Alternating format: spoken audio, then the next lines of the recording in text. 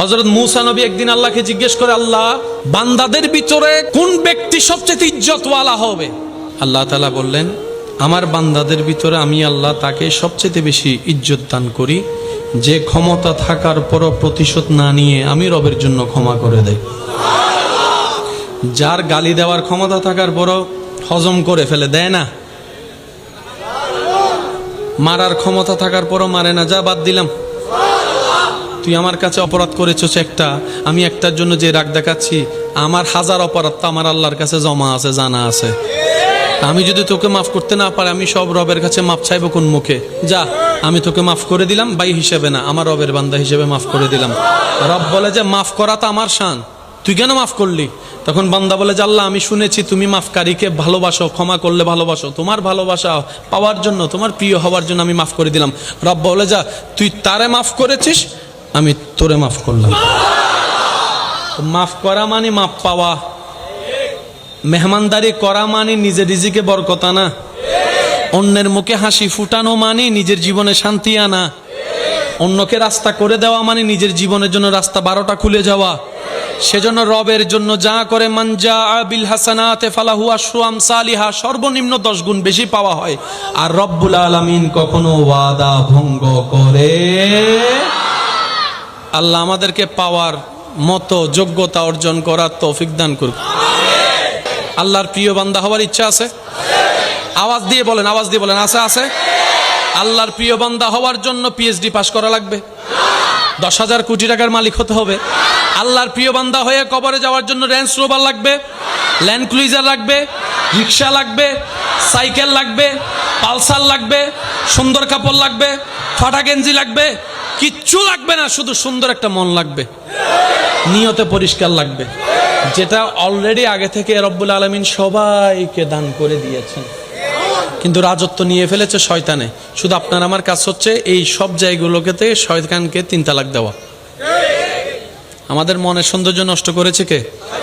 আমাদের ঘর নষ্ট করছে কে? আগে তারে বাইর করা, গেট আউট, গেট। তো সে তো অন্ধকার, আলো কখনো সইতে পারে না, আমাদের মনটাও নোংরা করে দিল। আপনি আমি কি মুখে বৃতে হাত বুটুকে তাকে বের করতে পারবো? তখন রব্বুল আলামিন বলে যে তুই একটা কাজ কর, টেনশন করিস না, তোর অন্তরে আমার হাবিব নবীর প্রেম ঢোকা, আমি রবের ভয় ঢোকা।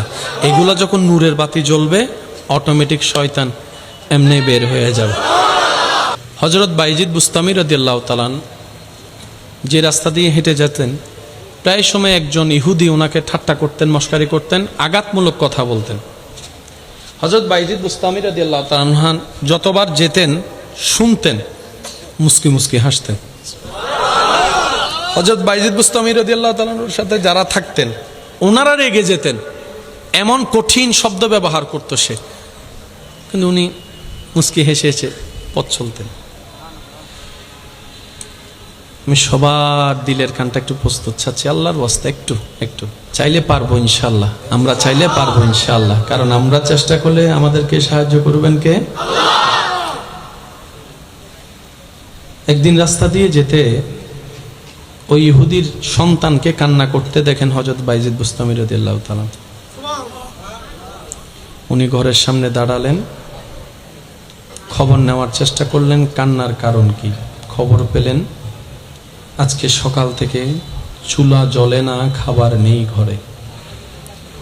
বাইজিদ বুস্তামি রাদিয়াল্লাহু তাআলা আল্লাহর বন্ধু, আল্লাহর প্রিয় বান্দা, কারোর সাথে কোনো কথা না বলে ঘরে চলে গেলেন। যখন রাতের বেলা অন্ধকার নেমে আসলো, চতুর্দিকে চেরাগ বুঝে গেল, সবাই ঘুমের জগতে চলে গেল, ওই ইহুদির ঘরের দরজায় নখের আওয়াজ। ওই ইহুদি দরজা খুলে দেখে যাকে সকাল বিকাল সন্ধ্যা বদনাম গালি দেয়, ওই বান্দাটাই ওনার ঘরের দরজার সামনে হাজির ছিল। এবার যখন আল্লাহর ওলিকে চোখের সামনে দেখে যাকে গালি দিয়েছে, ঘরে চলে আসলো। লজ্জা বলো তো একটা শব্দ আছে মানুষের ভিতরে, লজ্জা বলো শব্দ। উনি হতভম্ব হয়ে গেল। হযরত বাইজিদ বুস্তামি রাদিয়াল্লাহু তাআলা বললেন, কিছু উপহার এনেছি তোমার জন্য। আপনি আমাকে উপহার দিচ্ছেন, আমি তো দিন রাত 24 ঘন্টা আপনাকে মন্দ বলি, গালি দিয়ে পচা বলি। তখন বাইজিদ বুস্তামি বললেন, তুমি তোমারটা করো, আমি আমারটা করি। এগুলো আগে নাও। বলে যে আপনি কিভাবে জানলেন? আমি তো আপনাকে কষ্টের উপর কষ্ট দিই, তারপর আপনি আমার খবর রাখলেন। আমার ঘরের যে অবস্থা আপনি জানলেন কিভাবে? বাইজিদ বুস্তামি বললেন, তোমার সন্তান কিভাবে কান্না করতে দেখি আমি জানতে পেরেছি। পরের দিন সকালে ওই ইহুদি বাজারের মধ্যে গিয়ে বলে, এ বাজারবাসী শুনো, আমার মুখে এতদিন যার বদনাম শুনেছ, আজকে তার ব্যাপারে হাকিকত সত্যটা শুনো। যাকে আমি কান্না করিয়েছি এতদিন, অন্তর যার ব্যথিত করেছি, সে মহান মানুষটা আমার বাচ্চার কান্না সইতে পারে নাই। শুনো, তোমরা শুনো, ওই মানুষটা সত্য, ওর ধর্ম সত্য, ওর কালিমা সত্য, ওর স্রষ্টা সত্য, ওর কিতাব সত্য, ও যেই নবীর কালিমা পড়েছে সেই নবীও সত্য, ওর ইসলামও সত্য।